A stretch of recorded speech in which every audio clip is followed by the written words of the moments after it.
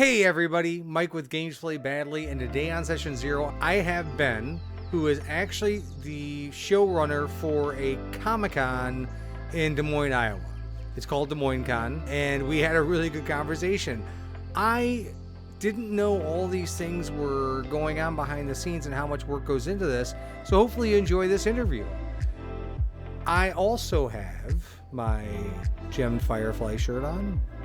I love this one because it says, what doesn't kill me gives me experience, which is very true. If you want a shirt like this or a shirt similar to this is part of the Dungeon Glitch collection, so it's more kind of RPG, ttrpg related. But he has a whole bunch of stuff up there. He has flags, he has shirts, he has mugs. Matt is a very talented individual. If you want to get some of this swag, go to gemmedfirefly.com and pick out whatever you want, and at the end of your purchasing experience where it says discount code, put in badly15, BADLY 15 at checkout for 15% off your order. I enjoyed talking to Ben. I know you're gonna really enjoy listening to what he has to say about creating a whole convention. That interview starts now.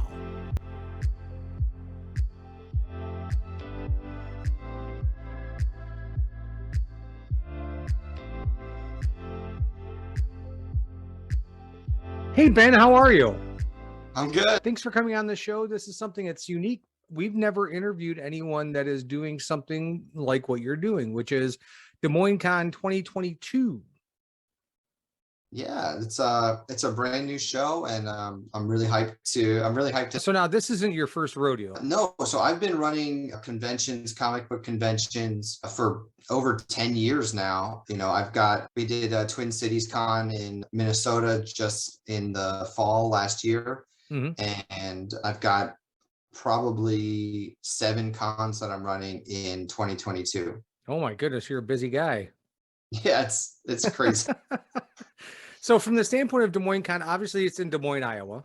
Yes. It is in May. What are the specific dates?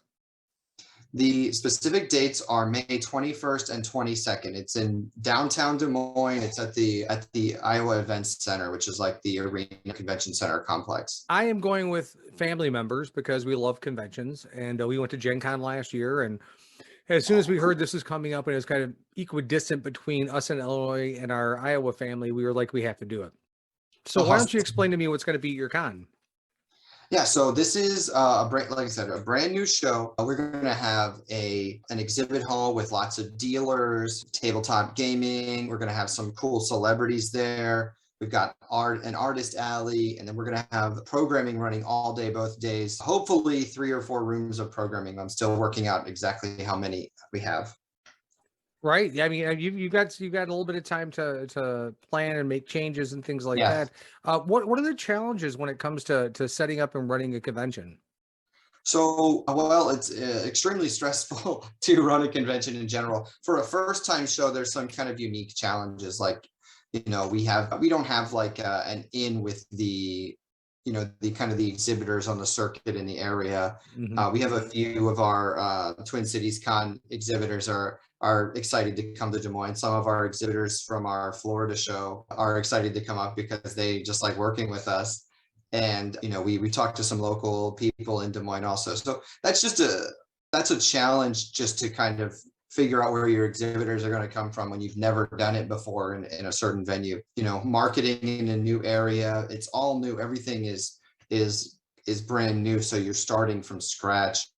So that's kind of a challenge, you know, but for running an event, you know, the really stressful, challenging type stuff is, you know, just deadlines and trying to make sure you have everything ready to like print. Right. And, you know, we're going to be printing a lot of stuff, and it's got to be done printing by the time the show happens. But a lot of the time you get information to print, you know, too late. And so there's that's very stressful. And that's been kind of what's been stressing me out the most, you know, on these cons for the past year or so, is just these print deadlines have been crazy, and you're like always worried that things aren't going to show up in the mail in time. Right, exactly. I could totally understand that.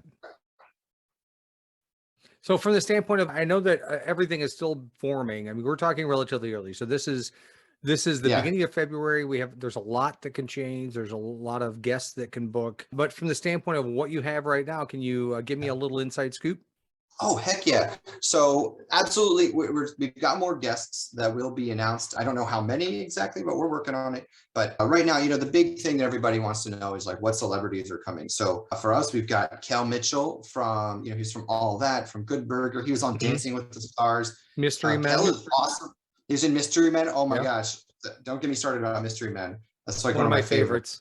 Yeah. I rewatched it recently and it's like weirdly long. I didn't realize how like it just goes on forever. But still very good. Still very good. I think Jeffrey Rush in that movie, very underrated. It's fantastic. So Kel is coming, and Kel is somebody I've booked for cons before. He's super cool. And I'll probably get him to film something promoting Des Moines because I'll see him at our con in Alaska in 2 weeks. So, Nice.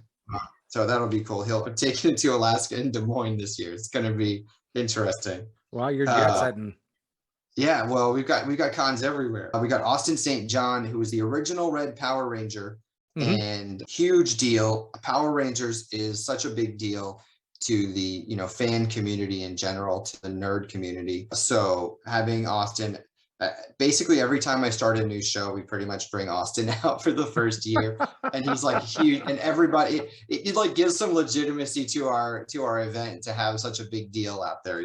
We've got Josh Grell, he's an anime voice actor. He's on My Hero Academia, which is like the biggest thing in the world right now. He is also the English voice of Yuri from Yuri on Ice.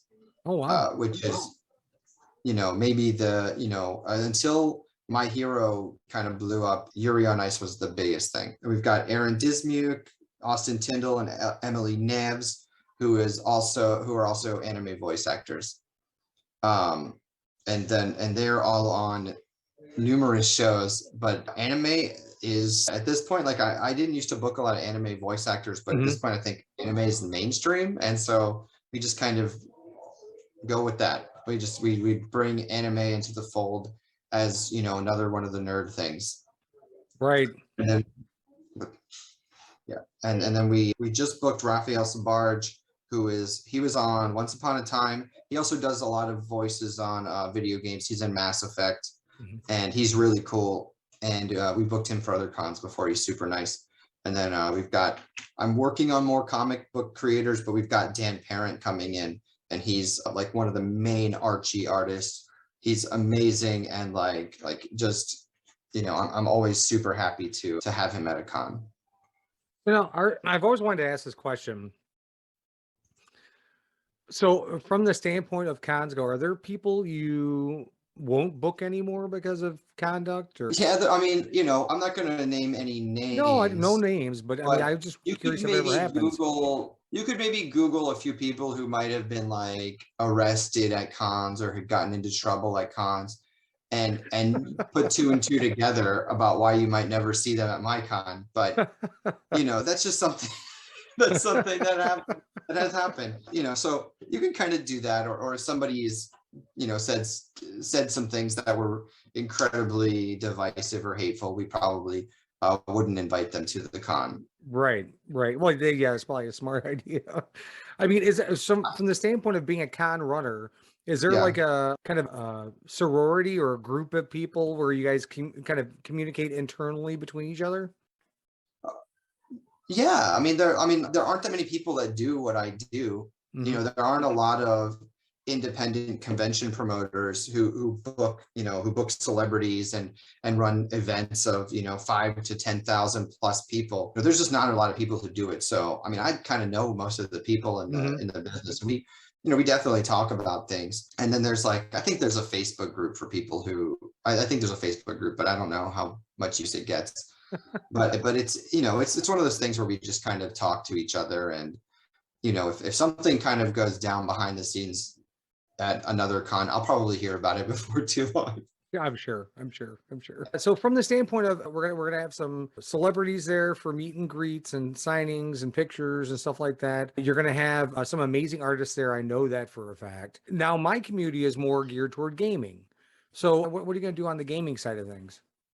So we're going to have a tabletop gaming area, and I'm still working out the details on that. So I don't have anything cool, exciting to announce yet, but that's something that'll come out in I don't know, hopefully in the next month or two. Mm-hmm.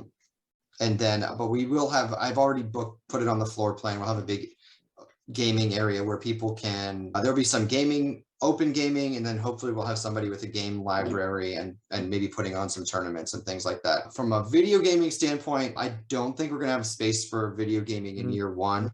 And that's sort of, that's something where we kind of look at, hopefully year two, we'll have a big enough room that we can do that. Well, that's another challenge. So you're dealing with basically a facility that you haven't probably dealt with in this capacity before. So you're learning all about it. Yeah. So like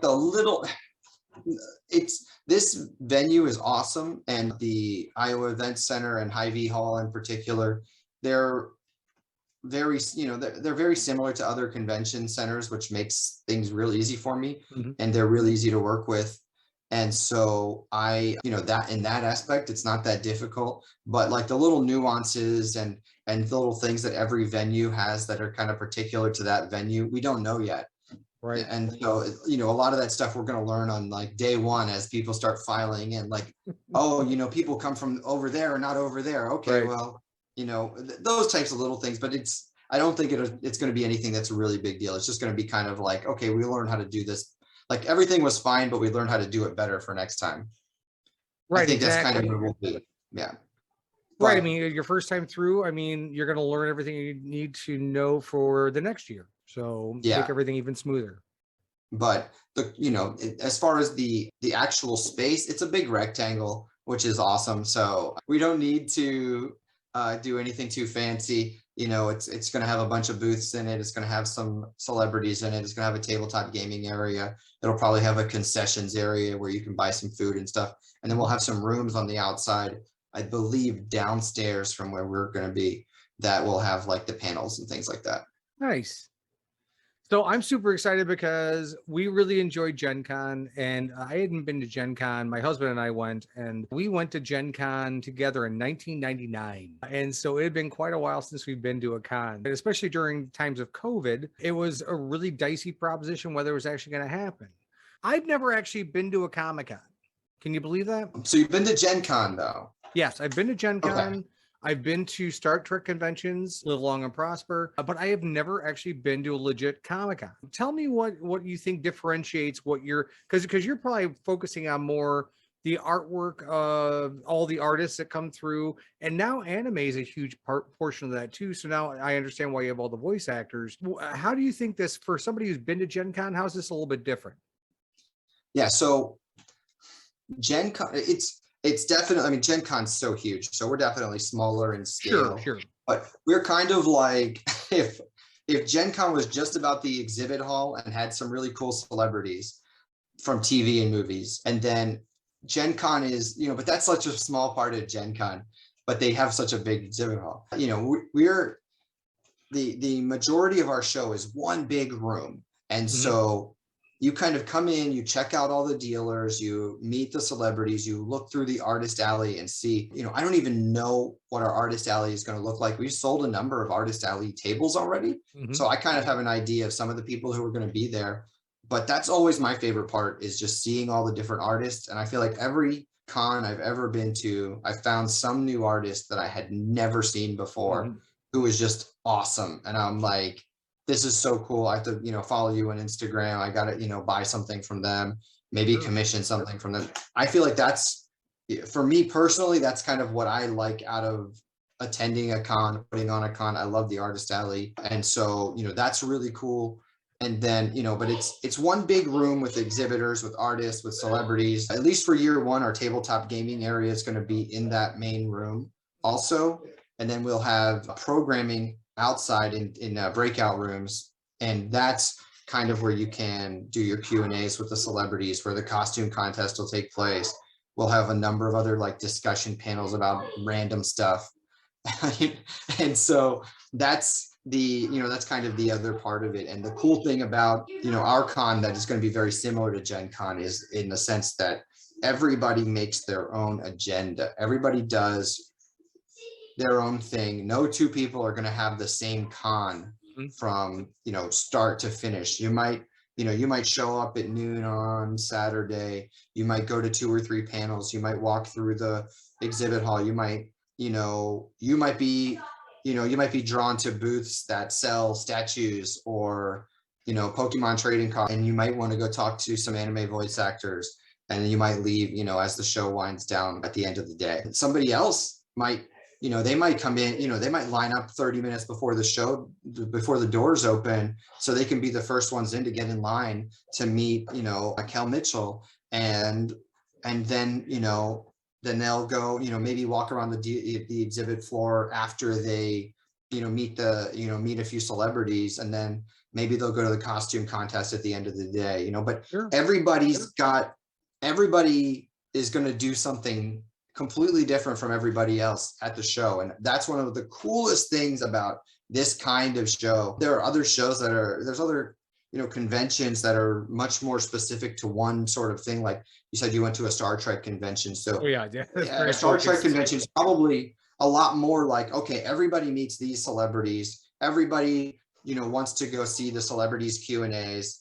And maybe there's a few other things that you do in the middle there that are a little bit different. Maybe you do buy a few things from the vendors, but there's probably not as big of variation of vendors at, a Star Trek convention. People are going to pretty much be doing the same thing at the Star Trek convention. There's an agenda, and everybody kind of fits in the same little area there. Whereas our con, not at all. Everybody does their own thing, and you might be the biggest Power Rangers fan in the world, and that's why you show up. Or you might be a huge Yuri on Ice fan, and that's why you show up. You might just want to be in cosplay, and you want people to see you in cosplay and take pictures of you. Or you might want to just kind of chill and look at other people's cosplay. Or you're a photographer and you want to take pictures of people. There's so many reasons for attending the con, and that's what I really, really love about running these types of conventions, as opposed to single genre conventions, which I'm not crapping on, because I love those too. For me to organize something this big and what seems chaotic as I'm describing all the different things is not chaotic. This is my job is to make this stuff, put it in order and make it work. And I really love being able to do that. And I love being able to kind of put order to this chaos that starts off as a bunch of ideas and, a bunch of empty spreadsheets, and we put everything together. And now you've got like a cool website with cool pictures and cool celebrities, and you're picking up people from the airport, and you're, from my side of things, you're making sure that everything happens smoothly. And I love it. That's what really makes it kind of worthwhile to me, is to kind of see this organized chaos. Yeah, I that's the reason why I love conventions, is again, and you hit the nail on the head. So just so you know, when Mystery Men came out with Kel, my husband and I both went as Mystery Men. He went as the Blue Raja, and I was a shoveler.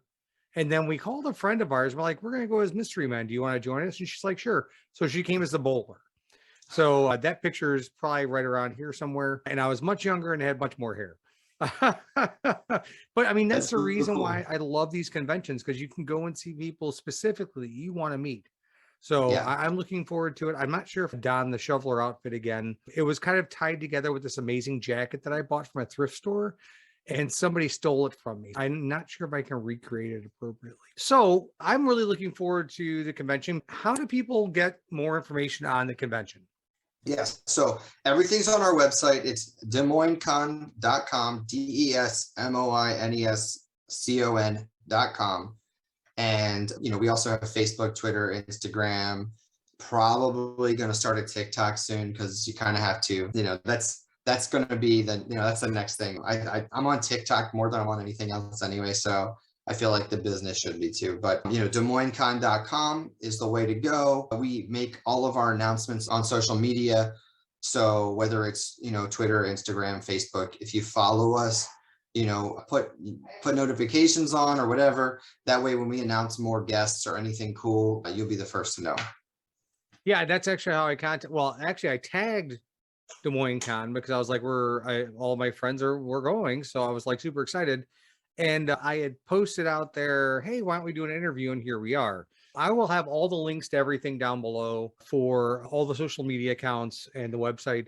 If you want to find out how to have a great time at a brand new convention, because those are a lot of fun, because they tend to be a little bit less chaotic before all the hype is out there. And I will put all that stuff down below, DesMoinesCon.com, for all the information. So I do this little thing with guests where I do like a 5-question quick fire challenge, if you're willing to do it with me. Yeah, absolutely. Perfect. Okay, so out of all the conventions that you've done, what has been your favorite? My favorite. Okay. So far, this is a tie between Awesome Con 2017, which when we had Stan Lee and David Tennant and blew the doors off the place. It was amazing. And our first Alaska Comic Con in Fairbanks, Alaska in 2020. Much smaller scale show, but just so much fun. I ran that show with my best friend, Brett, and we'll be back in Alaska in 2 weeks doing that show again after having to take off last year due to COVID. I'm so excited. People thought we were crazy for running a con in Alaska in the middle of winter, and it was the best choice we've ever made. It was so much fun. We had all of our friends wanted to come out and do it with us. So it was basically like hanging out con. I got to call it work. It was great. That's awesome. So from the Comic-Con aspect of it, are you more into the comic side of things or the anime side of things? Oh, so I'm more into comics. I'm a comic guy from way back, but I'm a huge fan of like Japan and Japanese culture, and I've been putting in about an hour a day for the past 2 years learning Japanese. So I'm a huge fan of Japanese culture and getting more into anime, although that's not like my big thing. So now you open the door to this. So if you had something you wanted to say in Japanese, to translate it for me because I don't know what it means. What's your favorite phrase in Japanese? Oh no, I can't think of anything on the spot. I just, I can't think of anything on the spot. It's really hard. I'm getting better at reading it, but I don't know what I would say. That's fine. So when you're at a convention, what's one of your favorite things to do? I mean, I love to people watch. I think it's awesome. So for me personally, if I'm attending a convention, the cool thing is that I know so many people at conventions that, it's just kind of talking to my friends and things like that. And I think that's for anybody that can be the thing, like it's a place it's like a meeting place. It's like a place to hang out with your friends. It's a place to just kind of be together, kind of like hanging out in the mall. You're not necessarily there for, if you're a teenager, you're hanging out in the mall, you're not necessarily there for a specific purpose. You're just there with your friends having an experience. So I like that aspect. I also just love meeting new artists. I love to buy art. You can see my art part of my art collection on the wall back. For the most part, these are all originals or like unique pieces. And I really try to support the artists in the artist alley as much as I can. Yeah, sure. Well, that's a problem with me when I go to cons. I end up buying everything. So like mortgage or that's what it's for. That's what we're there for. So non-con related, this has always been a hot topic. Well, I've made it a hot topic. I don't think it really is, but do you prefer cake or pie? I'm not a huge pie fan. I don't like to mix my dessert and fruit too much. So I love cake. I like cake, but definitely more than pie. Okay. And last question, are you a spring or a fall kind of person? Oh, wow. I have crazy allergies. So, so winter or summer. No, oh, that's so tough. That's tough. Probably fall just because I like Halloween and I like Christmas. And that's kind of the time of year when, we do a lot of cool things with the kids and we go to like Halloween horror nights at Universal Studios. That's a really good answer, actually. I have so many of my friends who love Halloween. I love it too because I like to dress up, but I think I'm more of a spring kind of guy. Okay. I love spring as well. I just like whenever the weather's like a little bit cool. I live in Florida, so we get beautiful weather for like 5 months a year, and then the rest is like just hot. You're right, especially depending on where you're at in Florida. Yeah. So. Go ahead. Oh, I'm in Orlando, so we and then in the fall we do all the Halloween and Christmas stuff at the theme parks. Sure. Ben, thank you again for coming on, and I can't wait to attend your convention. I will see you in 4 months, 3.5 months. Yeah, something like that. 3.5, I think. Yeah. I wish you the best of luck, and if there's anything Thank you you. need from me, please let me know. I'll be willing to help out as much as I can. Absolutely. Thanks a lot. Thank you.